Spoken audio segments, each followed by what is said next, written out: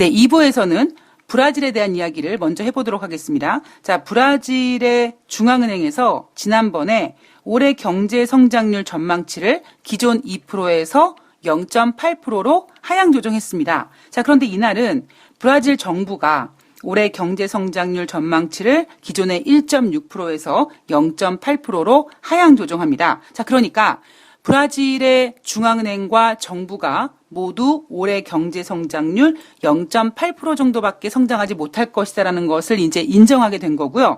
거기에 대한 근거로는 올해 1분기 성장률이 마이너스 0.2였거든요. 그리고 2분기에도 마이너스가 지금 예상되고 있다 보니 우리가 연초에 너무 눈높이를 높게 잡은 것 같다. 좀 다운시키자. 그래서 경제 성장률이 마이너스 지금 연속적으로 나오는 거를 우려해서 0.8%로 하향 조정했습니다. 자, 터키에 대한 이야기로 넘어가 보면은요. 12일 날 S-400 러시아제 대공 방어 시스템 부품 일부를 러시아로부터 인도받았습니다. 자, 미국이 열받을 일이죠. 자, 이게 한 번에 끝나는 게 아니라 이미 또 장비를 실은 수송기도 이제 러시아에서 터키로 출발할 준비를 하고 있고요. 그리고 늦여름쯤, 그럼 늦여름이라면은 한 다음 달 말경이겠죠? 그죠? 예. 늦여름쯤 3차가 해상을 통해 러시아에서 터키로 수송이 된다고 합니다. 자, 만약 터키가 S-400 도입을 추진할 경우에 니네 F-35 프로젝트에서 제외시킬 거야. 그 전투사 훈련 프로그램 퇴출시킬 거야. 이렇게 미국이 엄포를 놓고 있지만 이미 지금 에르도안 대통령이 뭐 때문에 저렇게 기세등등한지 모르겠습니다만 지난번 G20 정상회담 오사카 편을 앞두고도 야, 내가 그날 가서 트럼프랑 얘기할게. 이렇게 얘기를 했습니다. 저는 조심스럽게 카슈크지 언론인 사망 사건 때문에 트럼프 대통령이 뭔가 에르도안 대통령한테 조금 뭔가 좀 요 약한 그 부분을 좀 뭔가 걸리는 게 있구나. 근데 사실 트럼프 대통령은 거기에 대한 이야기를 언급하지 않죠. 그런데 거기에 대한 언급을 하는 거는 에르도안 대통령이죠. 에르도안 대통령이 G20 정상회담 오사카 편에서 트럼프랑 얘기 잘했다. 이렇게 얘기를 했거든요. 그리고 트럼프가 제재하지 않기로 했다. 이런 얘기까지 기자회견을 했단 말이에요. 근데 트럼프 대통령은 그 부분에 있어서 언급을 하고 있지 않습니다. 대신에 에르도안 대통령 입에서는 트럼프 대통령이 제재 안 할 것이다, 얘기 잘 될 것이다라고 얘기하고 있지만 미국 내 국방장관이라든가 이런 관계자들은 여전히 강경한 입장을 가지고 있죠. 이 터키, 니네가 S-400 방공 미사일을 갖게 되고 F-35 프로젝트도 같이 갖게 되는, 즉 두 가지를 같이 갖게 되는 일은 없을 거야 라는 이야기로 엄포를 놓고 있습니다만 에르도안 대통령은 웃기고 있네 이러고 있습니다. 에르도안 대통령은 S-400 도입을 둘러싼 미국과의 불화가 해결됐다라고 하고 있습니다. 저는 아무리 봐도 작년 10월인가요? 이제 벌써 이제 한 1년 되어 오네요. 작년 10월에 그것도 터키 이스탄불에서 굳이 터키에서 카슈큐지 언론인이 죽게 되고 그 배후에 사우디 왕세자가 있고 트럼프 대통령은 사우디 왕세자를 옹호했고요. 그 상황이 있었습니다. 자, 저는 아무리 생각해도요. 에르도안 대통령한테 트럼프 대통령이 무슨 좀 약점이 좀 잡힌 게 있는 게 아닌가. 그래서 트럼프 대통령은 에르도안 앞에서는 괜찮아 봐줄게 이렇게 얘기하지만 다른 자기 참모들 입을 통해서는 여전히 제재를 가하겠다라고 얘기하고 있는데 지금 에르도안 대통령이 너무나 좀 강경한 것 같습니다. 자, 프랑스로 이야기가 넘어가 보면은요. 제가 요즘에 제가 앞서서 여러분들한테 트럼프 대통령은 자기가 대통령 대선 되기 위해서 자기가 뿌려놨던 그런 씨앗들. 자, 여기서 얘기하는 씨앗이란 이렇게 풍성한 어떤 열매를 주는 그런 씨앗이 아니라 자기가 이렇게 만들어놨던 어떤 일들이 조만간 부메랑이 돼서 돌아올 것이다. 안 좋은 의미입니다. 예. 근데 그런 말씀을 제가 전해드렸는데 최근 트럼프 대통령 행정부를 보면서 그리고 다른 국가들의 어떠한 그 움직임들을 보면서 이제 그런 모습이 나타나나라는 생각을 좀 조금 하게 됐습니다. 뭐 왜냐하면 지금 프랑스에서 30개 대형 글로벌 IT 기업들을 겨냥해서 매년 한 2,500만 유로를 거둘 것으로 예상되는 디지털세를 부과하기로 했습니다. 유럽연합이 원래는 작년에 이 디지털세 도입을 추진하긴 했었었는데 아일랜드라든가 뭐 네덜란드 같은 나라들이 반대를 해서 유럽연합에서 이 디지털세를 진행하는 거는 무산이 됐는데 프랑스가 지금 따로 이 디지털세를 추진해서 하기로 했고요. 그리고 영국도 디지털세 발표했습니다. 프랑스는 3%고요. 그리고 영국은 2%입니다. 자, 미국이 가만히 있지 않죠. 아마존을 비롯한 기업들과 미국 무역 대표부가 프랑스 디지털세를 반발하고 나섰습니다. 물론 프랑스는요, 더 광범위한 협정 때까지 임시로 부과하는 것이다 라고 얘기를 하고 있습니다. CNBC가 뭐라고 얘기하냐면 프랑스가 디지털세를 부과하면서 소비자들이 더 큰 타격을 입게 될 거야 라고 얘기하고 있습니다. 우리가 뭐 묻은 개가 뭐 묻은 게 나를 만다라는 말이 있지 않습니까? 그것처럼 아니 미국 지네는 어떻게 했는데 아니 중국한테 관세 때리고 뭐 여기저기다가 관세 폭탄 던진 이유가 지네들은 그렇게 하고 다른 나라들이 디지털세 같은 거 부과하는 거는 소비자들이 피해 입을 거야. 그러면 다른 나라도 마찬가지죠. 뭐 중국이나 뭐 유럽연합이나 뭐 이런 나라들한테 미국이 관세 때리면 그거 어차피 소비자가 부담 가질 거야. 다 똑같지 않습니까? 뭐 이게 무슨 내로불남 맞나요? 내로불만 뭐죠? 내로남불. 내가 하면 로맨스고 남이 하면 불륜이다라고 얘기하는 것처럼 아니 미국이 다른 나라한테 관세 때리는 거는 정당한 거고 다른 나라에서 관세 부과하는 거는 소비자들한테 더 큰 위험이 올 거라고. 예. 이건 도대체 무슨 개벽다귀 같은 논리인지 모르겠습니다만 하여튼 여하튼 예. 최근 움직임들이 미국이 마치 공공의 적이 돼서 지금 이렇게 코너에 몰리는 모습이 좀 나타나고 있습니다. 그리고 제가 그렇게 생각하면서 거기에 대한 원인으로는 미국을 위대하게가 아니라 트럼프 본인을 위대하게라고 부르는 트럼프 대통령의 대통령 놀이 연장 사건 때문이라고 저는 생각을 합니다. 자, 영국으로 좀 넘어가 보면은요, 메이 총리가, 이제 3년간의 총리직 수행에서 이제 내려오게 됩니다. 23일 날 영국 보수당 당대표가 이제 결정되고 그 영국 보수당 당대표가 이제 총리가 되면 이제 메이 총리는, 물러나게 되는데 역사 속으로 이제 총리를 지냈었다라고 이렇게 역사 속으로 사라지게 되는데요. 3년간 총리직 수행에 대한 소회를 밝혔다고 합니다. 의회 승인을 위해서 제1야당인 제레미 코빈과의 대화는 물론 총리직까지 내던지려고 하는 등 모든 노력을 다했다. 그러나 어떻게 됐습니까? 안 됐어요. 제가 미쓰리는 운명론을 믿는데요. 만약에 메이 총리가 아니라 지금 뼛속까지 강경파인 보리스 존슨이라든가 뭐 이런 사람이 만약에 그때 총리가 됐다면 저는 영국은 이미 브렉시트가 됐을 거라고 생각을 합니다. 그리고 물론 브렉시트가 만약에 됐다면은 뭐 어떤 안전장치가 없이 되고 노딜 브렉시트가 될 수 있고 해서 이미 쿵당쿵당 하면서 저는 영국이 브렉시트가 됐을 거라고 생각을 해요. 근데 이게 어찌어찌 하려다 보니 메이 총리가 돼서 이 메이 총리가 어떤 사람입니까? 지난번에 2016년 6월 23일 날 영국에서 브렉시트 국민투표할 때 메이 총리는 나 브렉시트 안 됐으면 좋겠는데 라는 거에 투표한 사람이란 말이에요.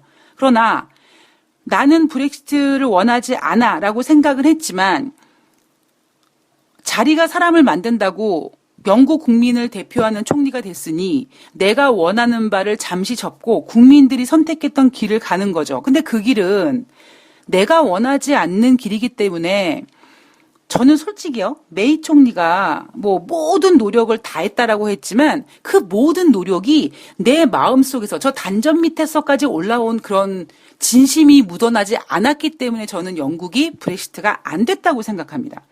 그게 어찌 보면 다행일 수도 있는데요. 그게 아니라, 다행이 아니라 조금 리스크 면으로 봤을 때, 자, 이제 시장이 더 막 돈을 풀고 막 그냥 유동성이 휘몰아치고 이런 상황에서 영국이 노딜 브렉시트 문제가 다시 부각된다 그러면 오히려 2016년 6월 달에 브렉시트 투표되고 뚝딱뚝딱 해서 어차피 치룰 홍역이었다면 치워버렸다면 괜찮았을 텐데 그때 치르지 못했던 그런 문제들이 이제 유동성의 문제와 신흥국의 어떤 경제 성장률 하향이라든가 이런 것들과 막 맞물려서 엄청난 태풍이 될 수도 있을 거라는 거죠. 그래서 저는 메이 총리가 뭐 총리직까지 내던지려고 했고 뭐 제레미 코빈과 얘기를 했고 모든 노력을 다 했다라고 하지만 행동할 수 있는 모든 행동은 다 했지만 진짜 자기가 하고 싶어서 했던 그런 진심이 묻어나지 않았기 때문에 브렉시트가 안 됐다. 자, 그래서 제가 미쓰리가 7월 달 증권사들이 썸머랠리 타령했을 때 그리고 지금 어제 당장 뭐 미국의 금리 인하 기대감으로 지난주 주 후반에 코스피 증시가 막 올라가지 않았습니까?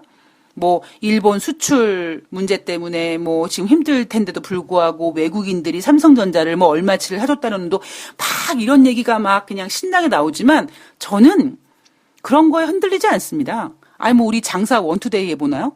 그런 거 한두 번 해보나요? 삼성전자 외국인들이 사준다. 그럼 개인들이 어이구 외국인들이 삼성전자를 하는구나. 와 그러면 삼성전자 올라가겠네.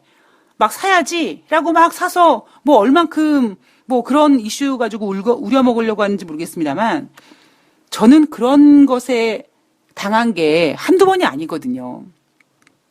어차피 외국인들은요, 삼성전자 같은 데서 그런 거 매수해두고 걔네들은 어차피 뭐 선물 같은 거 파생상품에서 그냥 한 방에 그냥 땡길 수 있는 거기 때문에 뭐 외국인들이 삼성전자를 지금 사준다. 뭐 기업 가치가 어쩌고 저는 사실 그렇게 얘기하는 게 맞는 거일 수는 있지만요. 좀 죄송하지만 대한민국 주식시장에서는 그게 안 맞는 말이거든요. 너무 저는 의미 두지 않습니다. 그 얘기는 7월달 썸머랠리 타령하고 있는데요. 저는 7월 22일 날 보수당 당대표 결정된다고 했죠. 제레미라든가 아니면 뭐 보리스 존슨 이런 사람들이 제레미 헌트라든가 보리스 존슨 이런 사람들은 어쨌든지 간에 브렉시트 할 거란 말이에요. 이 문제가 결코 호락호락하지 않습니다. 자, 어떤 청취자님께서 도대체 이 방송이 콜이야, 푸시야, 왜 그런 걸 안 가르쳐줘? 아니, 여기서 더 이상 어떻게 전해드립니까? 7월 달, 예, 하반기 저는 조심해야 된다고 보고 있고요. 물론 다시 말씀드리겠지만, 뭐 내일이든지 모레든지 다시 말씀드리겠지만요. 자, 이제 미국의 금리 인하는요, 할까? 안 할까? 얼마 할까? 몇 번 할까? 이 관심사에서 이제 할까가 됐는데, 자, 시장에서 월가에서도 우려하는 게 이거예요. 7월 달에 50bp를 인하할까? 지금 시장은 그거를 예상하고 있는데 여러분 50bp가 방어적 인하입니까? 아니에요. 그리고 또 하나 25bp를 인하한다. 그러면 시장이 25bp 인하에 안도할까요? 물론 시장은 당장 25bp 인하하면 뭐 연말에 또 한 번 해가지고 이렇게 더 기대감을 부추길 수 있습니다만 저는 지금 금리 인하를 하고 이런 것들이 다시 경기를 부양시킬 수 있는 그 어떤 역할은 못할 거라고 보고 있습니다. 그냥 마지막 피날에도 전 지금 하고 있다라고 보고 있는 거죠.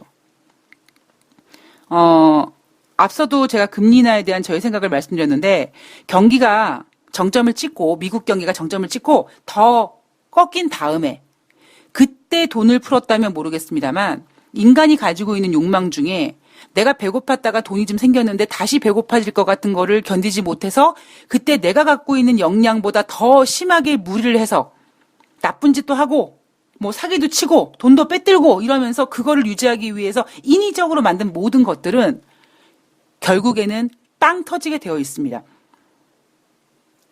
그러니까 지금 영국에요. 예, 영국 이 보수당 당대표 끝나고 영국의 브렉시트 문제, 이거 간과하면 안 되거든요. 그러니까 제가 어제도 어떤 그 증권 전문가랑 이런저런 얘기 하다가 그 증권 전문가가 뭐 나름대로 뭐 터키와 뭐 터키의 그 S-400 러시아산 방공 미사일 뭐 도입하는 거라든가 뭐 이런 모든 문제들을 다 뭐 얘기하더라고요. 근데 환장하게 되는 건 뭐냐면 영국 얘기를 안 하더라고요. 왜 영국 얘기들을 안 할까? 물론 어제 방송에도 말씀드렸지만 영국의 새로운 그 우르줄라 독일 국방장관이 이제 유럽 연합의 대통령직을 이제 맡게 될 가능성이 있는데 그분이 그랬죠. 연기할 수 있을 거라고. 근데 그 연기는 유럽연합과 영국이 다시 합의하는 연기가 아니라 니네 영국 내에서 쿵당쿵당해서 조금 더 결과를 낼 수 있는 정도를 연기해 주겠다. 그러니까 지금 정해져 있는 시간이 10월 31일인데 연말 정도까지는 아마 해주지 않을까라고 저는 생각한다고 말씀드렸습니다. 영국의 브렉시트 문제가요. 예. 왜 걱정을 하느냐? 자, 보세요. 지금 영국은 이렇다고 합니다. 지난번에 제가 영국 런던의 부동산 매매가 뭐 전년 동기 대비 뭐 40% 가까이 급락했다. 뭐 이런 얘기 해드렸죠. 자, 영국은 이미 브렉시트에 대해서 준비를 하고 있습니다. 그런데 수십 년간 명성을 쌓아온 영국의 전설들이 몰락하고 있다. 영국에서 2008년도 금융위기 이후에 시장 수익률을 웃도는 높은 이익을 만들어줘서 스타 펀드 매니저라고 불리우는 우드퍼드가 지금 엄청나게 곤경에 처했다고 합니다. 이 사람은요, 뭐 영국의 워렌 버핏이다, 아니면 뭐 빌 그로스다 해가지고 그런 사람들과 전설적인 투자자들과 어깨를 나란히 유지할 수 있을 정도로 뭐 수익률도 높았고, 그리고 사실 수익률도 중요하지만 그 정도의 규모가 됐다라는 거죠. 이 스타펀드 매니저 우드퍼드가 한참 많이 했을 때 15조 원 가까이 운영했다고 합니다. 그런데 지금 약 5조 4천억 원으로 3분의 1토막이 나가지고요. 지금 6월 달부터 한 달 넘도록 환매 중단 사태가 벌어졌다고 합니다. 얘기가 무슨 얘기입니까? 그가 운영하는 펀드가 대규모 투자 손실을 내서 고객들이 지금 환매 요청을 해서 이게 지금 운영이 안 돼서 환매가 중단된 상태라는 거예요. 이게 지금 영국 상황이란 말이에요.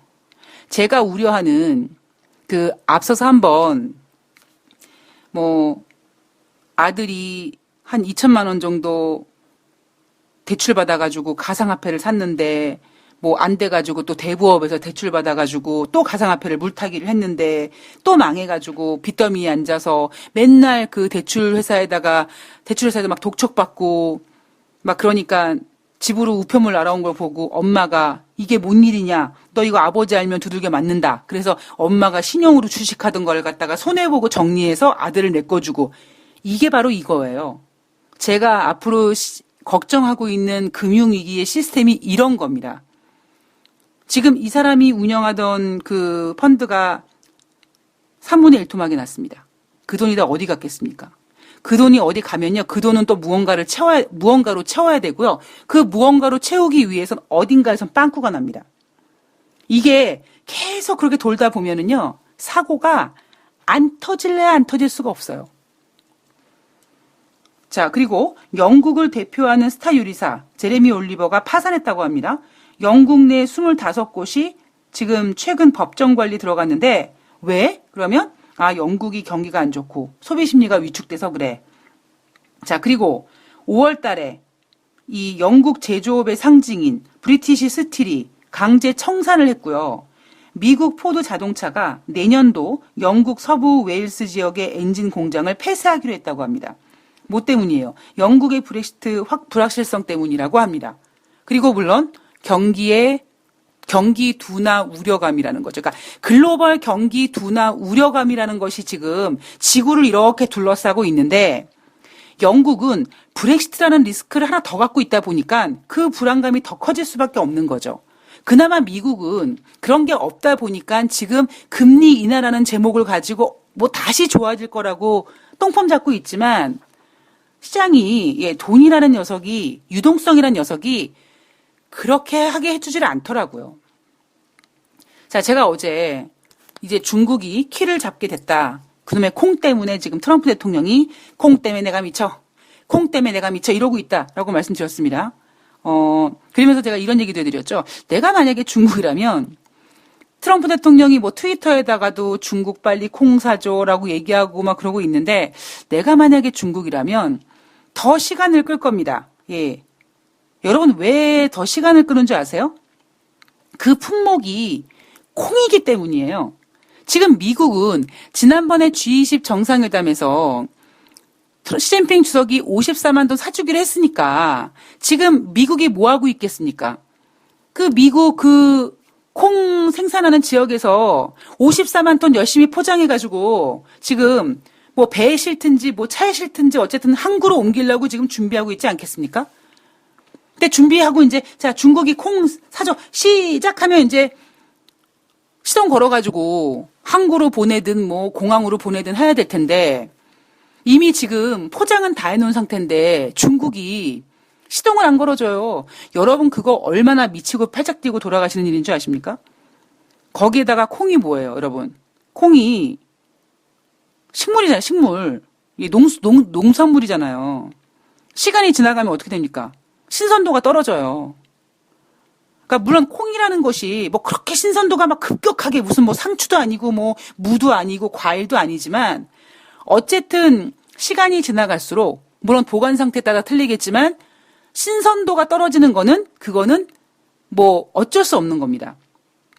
아무리 좋은 시스템에서 뭐 방부제를 막 이빠이 막 이렇게 해가지고 뭐 그런 상태에서 이빠이란 얘기 쓰면 안 되는데 그죠? 예, 뭐 하여튼 뭐 방부제를 막 덕지덕지 발라서 해도 식물이 그런 그 어떤 농산물이나 그런 것들이 영원히 신선함을 유지할 수는 없잖아요. 그러니까 지금 미국 입장에서는 트럼프 대통령이 표밭도 걱정이지만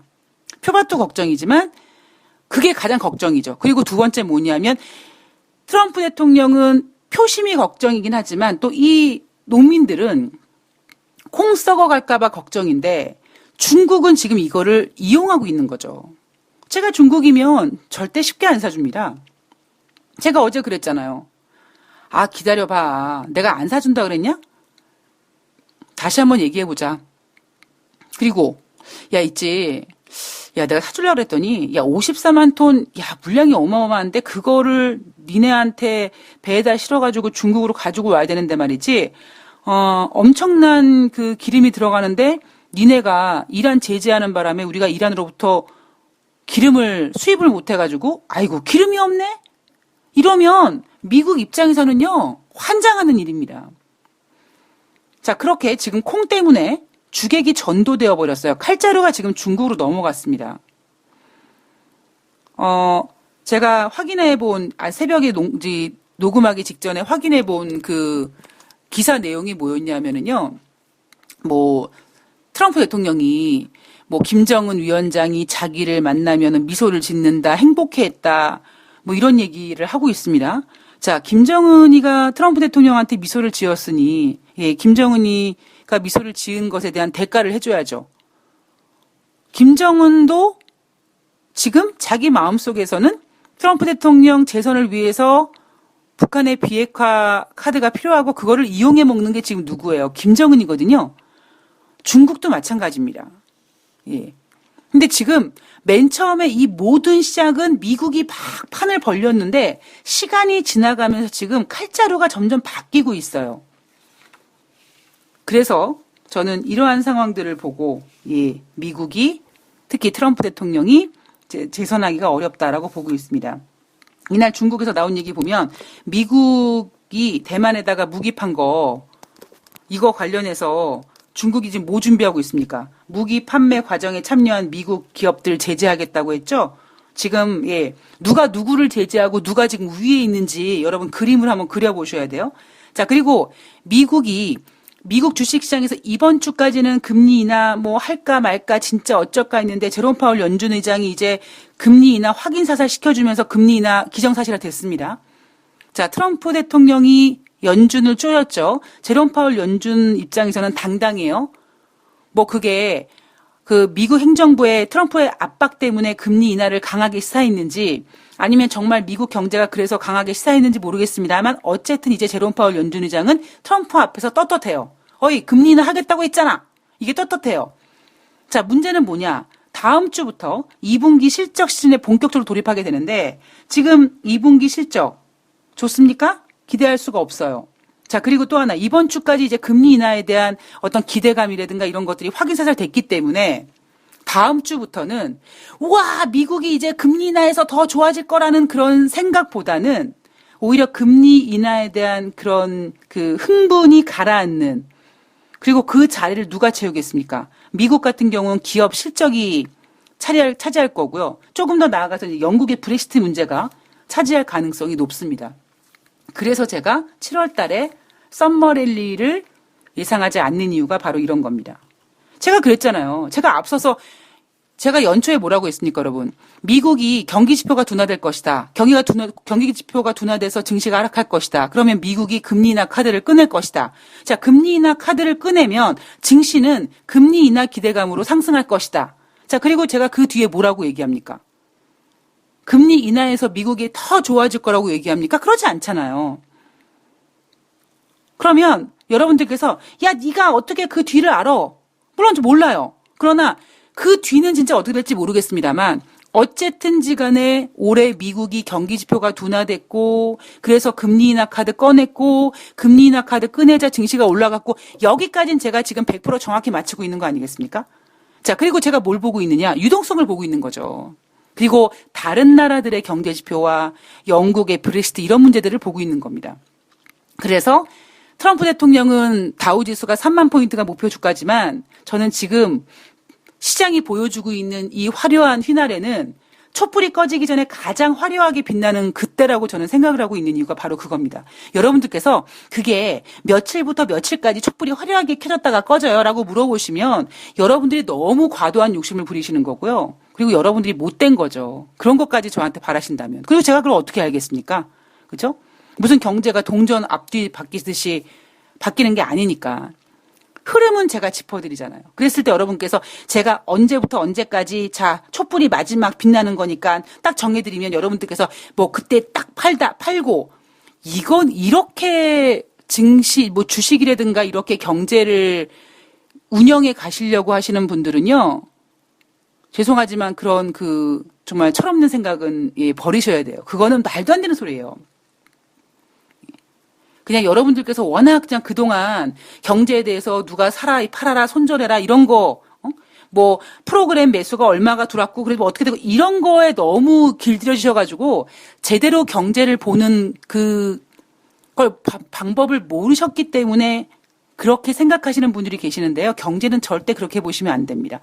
그래서 필요한 게 분할 매수고 그래서 필요한 게 분할 매도입니다. 제가 그랬잖아요. 분할 매도, 분할 매수를 이길 수 있는 매매 원칙은 절대 없습니다.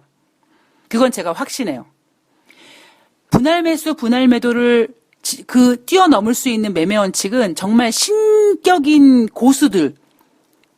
근데 그 신격인 고수도요, 모르겠습니다. 제가 옛날에 저한테 주식을 가르쳐줬던 그 고수 녀석이 그 이후에 얼마나 뭐 더 벌었을지는 잘 모르겠습니다만, 아까 보세요. 아까 영국의 그 유명한 펀드 매니저, 금융위기 이후에 엄청난 수익률을 보내줬다고 했잖아요. 매번 장마다 망둥이 나는 게 아니라 큰 시장의 흐름에 그 맞는 매매 원칙으로 돈을 벌 때도 있고 못 벌 때도 있는 거죠. 시장에는요, 주식이나 경제나 정확한 기간을 적고 시간을 정해서 언제 사고 언제 팔고 이거는 불가능합니다. 예.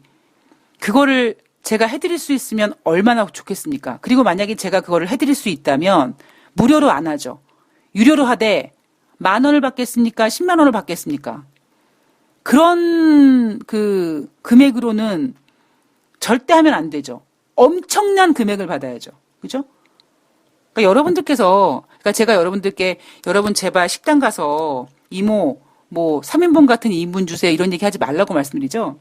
그러니까 우리나라 사람들이 돈에 대해서 잘 마인드가 없다 보니까 너무 욕심만 많아요. 예. 저는 돈다방 미스리 청취자분들께서 만이라도 예, 세상에 공짜는 없고 딱 그만큼의 가치를 하는 것이다. 우리는 그동안 그만큼의 가치를 지불해야 되고 그다음에 그만큼의 가치를 인정받아야 되고 이런 게 아니라 아예 어떻게 덤 좀 줘봐. 어떻게 애누리 없어? 아예 어떻게 공짜로 좀 줘봐. 여러분 이런 문화가 왜 만들어진 줄 아세요? 조선시대 때 양반 문화가 이렇게 만들어진 거라고요. 자, 여러분들 저는 어느 기간이라고 정해드릴 수는 없습니다만 제가 생각하고 있는 건 지금 뭐 조금 더 이어갈 수는 있겠죠. 그러나 어쨌든지 간에 지금 이렇게 불타오르고 있는 미국 증시는 촛불이 꺼지기 전에 가장 화려하게 빛나고 있는 그 시간이라고 생각합니다. 자, 자세한 이야기는 또 다음에 해드리도록 하겠습니다. 자, 주말 잘 보내시고요. 저는 내일 뵙겠습니다. 고맙습니다.